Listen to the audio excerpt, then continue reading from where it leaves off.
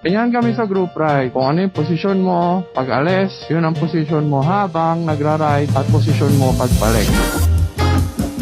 Siyempre, nagkakausap-usap at nagkakaintindihan na kami kahit di kami naka-comms. Meron kasing mga nagpapansin ko, nag-group ride, mga idol. Pag alis, sabay-sabay. Tapos, kanya-kanyang hataw, kanya-kanyang singitan. Tapos pag dumating, hindi na alam kung sino yung wala pa. Hindi na alam kung nasan yung iba. Sana lang, siyempre, kung grupo kayong aalis, make sure na grupo kayong dadating. Ganun lang sana. Tapos, titignan nyo yung pace ng bawat isa. May nahuhuli ba? May kailangan bang antayin? Nabubore na ba sila? Kaya, ako talaga payo ko sa mga nag-group rides, keep it na magkakaparehas halos yung skill level ninyo ng pagmumotor. Hindi ko naman sinasabing pagdamutan nyo yung mga bagito, pero kung may bagito, intindihin nyo na yung pace nyo kagad. Kung may aalagaan, intindihin nyo na agad yung pace nyo. Kasi pag hindi nyo nagawa yun, ay disgrasya ang mangyayari. Nyo, pagka humahabol yung bagito na yun, hindi niya alam yung pinaggagawa niya. Tulad niya, nabiyak na kagad, 3 na lang kami.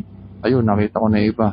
To keep it na almost the same ang riding experience or skill level ng bawat isa para walang na-aksidente. Lahat makakauwi. Doon na sa mga gantong twisties, kada 2-3 likod, tingin ka side mirror mo konti kung nandyan yung grupo mo. Or at least the person behind you. Parang body system ba? Ang cargo mo ngayon, yung nasa likod mo. Wala yung nasa likod mo, medyo mag-minor ka para yung nasa harapan mo, ganun din gagawin. Hanggang sa umabot na sa pacer. Mga grupo kasi hindi ko maintindihan eh. Kanya-kanyang bakbak, kanya-kanyang rat-rat, tapos nag-iwanan, kita-kita na lang dun sa dulo, kung saan kakain. Tapos ang ending, yung mga bagito, hahabol, maaksidente, si Semplang. Kaya nyo bang itulog yun? Yung tropa nyo namatay dahil humahabol sa inyo? Parang may mali.